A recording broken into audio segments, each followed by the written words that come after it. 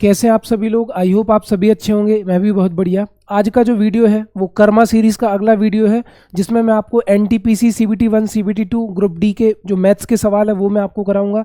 Exam oriented class है, number system संख्या पद्धति पर आधारित है और आपको पता है कि रेलवे का फेवरेट टॉपिक है। 7-8 सवाल 5-6 सवाल नंबर सिस्टम से ही आते हैं, तो वीडियो को ध्यान से देखना। नए नए कॉन्सेप्ट भी सीखने को मिलेंगे, नया नया आपको सीखने को मिलेगा। अगर आप सीरियस स्टूडेंट हैं तो आपको वीडियो पसंद आएगा, और अगर आपको पसंद आता है तो आप जैसे ज़रूरतमंद लोगों को वीडियो शेयर करना। वीडियो पसंद आए तो कमेंट सेक्शन में अपना सुझाव जरूर देना, और अगर अच्छा लगे तो चैनल को सब्सक्राइब करके भी जाना। तो चलिए गाइस, वीडियो स्टार्ट करते हैं। जय महाकाल। सबसे पहले क्वेश्चन सॉल्व करने से पहले क्वेश्चन पढ़ो। क्या कह रहा है कि निम्न में से कौन सी संख्या 9 और 11 से पूर्णतः विभाजित है। एनटीपीसी स्टेज 2 2022 में आया हुआ क्वेश्चन है, ठीक है। अब ध्यान से देखना, कोई भी संख्या 9 से कब विभाजित होती है मैं आपको बता दूं। इन चारों ऑप्शन में से मुझे कोई ऑप्शन चूज करना है। मुझे इसमें सरल ऑप्शन ये लग रहा है बी वाला, तो इसको मैं ले लेता हूं। 198।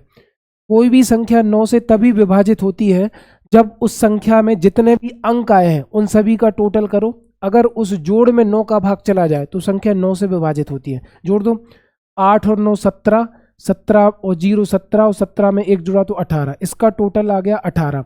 अगर इस 18 में 9 का भाग जा रहा, 9 एकम 9, 9 दूनी 18, तो ये पूरी संख्या किससे विभाजित होगी? 9 से। अब संख्या 11 से कब विभाजित होती है? तो देखो, हमारी संख्या क्या थी? 198। इसमें मुझे करना क्या होता है, जो सम स्थानों पर जो अंक आ रहे हैं और जो विषम स्थानों पर जो अंक आ रहे हैं उसको जोड़ के अंतर लेना होता है। तो देखो, 8 के बाद मैं 0 पर आया, फिर इसके बाद मैं 1 पर आया, तो 8 और 1 कितना हो गया? 9। 9 के बाद मैं 0 पर आया, तो 9 और 0 कितना हो गया? 9। 9 में से 9 गया 0। अगर अंतर लेने पर 0 आ जाए या फिर 11 का कोई गुणज आ जाए, जैसे 11 आ जाए, 11 दूनी 22 आ जाए, 11 तिया 33 आ जाए, तो संख्या 11 से विभाजित होती है। मतलब जो ऑप्शन मैंने उठाया है ना, वो 11 से भी विभाजित है, 9 से भी विभाजित है। चलते हैं अगले सवाल की तरफ। अगला सवाल क्या है? संख्या है हमारे पास 504 x 5 y 3। सवाल में कह रहा है कि ये संख्या 11 से विभाजित है, और मैं आपको बता चुका हूं कोई भी संख्या 11 से तभी विभाजित होती है जब उसके सम स्थानों पर आने वाले अंकों का योग और विषम स्थानों पर आने वाले अंकों के योग का अंतर या तो 0 आ जाए या फिर 11 का गुणा आ जाए। तो देखो ध्यान से, 3 के बाद 5, 5 के बाद 4, 4 के बाद 5, तो 5 और 3 8, 8 4 12, 12 5 17। यहाँ पर टोटल आ गया 17। माइनस, अब क्या क्या बचा मेरे पास? 0 प्लस x प्लस y, है ना। तो अब इनने बोला कि आपको बताना कि x और y के योग का कोई एक मान क्या होगा। तो मैंने क्या बोला, जब इधर 17 है तो इधर भी 17 ही होगा, तभी तो 17 में से 17 घटने पर क्या आएगा? 0 या फिर 11 का कोई गुणज। लेकिन मुझे 0 चाहिए, क्योंकि 17 इधर है तो इधर भी मुझे 17 बनाना पड़ेगा। तो x और y के हम ऐसे मान रखेंगे कि दोनों का जोड़ 17 हो जाए। तो ऑप्शन में क्या है? 17, क्योंकि 17 में से 17 घटेगा तभी क्या आएगा? 0। चलते हैं अगले सवाल की तरफ। अगला सवाल क्या है कि 11 अंकों की संख्या 72 से विभाजित है और k बराबर नहीं है p के, तो 3k प्लस 2p का मान क्या होगा, ये आपको बताना है, ठीक है। तो 72 को मैं लेकर चलूंगा, 72 को मैं मानूंगा 8 नाम 72, 8 नाम 72, ठीक है। अब आगे ध्यान से देखना, संख्या क्या है हमारी? संख्या है 88 p 55 40 85 के 6, है ना। कोई भी संख्या 8 से तब विभाजित होती है जब उस संख्या के आखिरी के 3 अंक 8 से विभाजित हो जाए। कोई भी संख्या 8 से तब विभाजित होती है जब उसके आखिरी के 3 अंक विभाजित हो जाए। अगर मैं k की जगह पर 1 रखूं तो ये बन गया, देखो k की जगह मैंने 1 रखा तो बन गया 516। इसमें 8 का भाग दो, 8 6 48, बचा 3, हो गए 36। 8 का भाग नहीं जाएगा। k का मान 2 रखो, 8 6 48, बचा 4, हो गए 46। 8 पंचे 40, नहीं जाएगा 8 का भाग, है ना। अब k का मान 3 रखो तो हो गया 536। 8 6 48, बचा 5, 8 7 56। इसमें 8 का भाग जा रहा है, आप भाग देके देख लेना। तो k की जगह पर तो मैं रख दूंगा मेरे दोस्त 3। क्या रख दूंगा? 3। अब इनने बोला k बराबर नहीं है p के, इसका मतलब p का मान 3 तो नहीं हो सकता।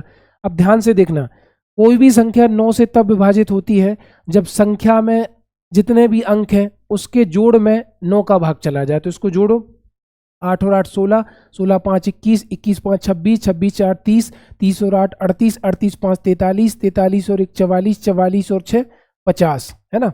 देखो 8 और 8 16, 16 5 21, 21 5 26, 26 4 30, 30 और 8 38, 38 5 43 और 43 और 3 सॉरी 43 और 3 एक ही जगह 3 रखा ना, 43 और 3 46, 46 और 6 52।